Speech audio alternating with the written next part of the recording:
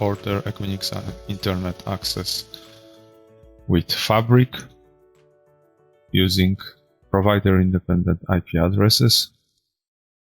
So selecting a project, selecting IPX and billing account, specifying name of the service, choosing a port, now choosing the bandwidth for the service, selecting VLAN IDs, okay, both are available.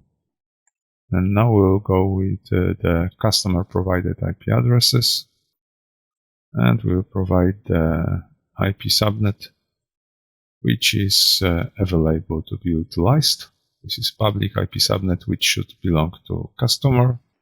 Validation is fine.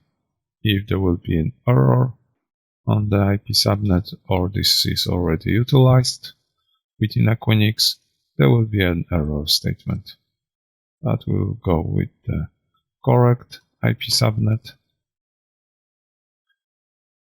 Now just accepting pricing informations and terms and conditions.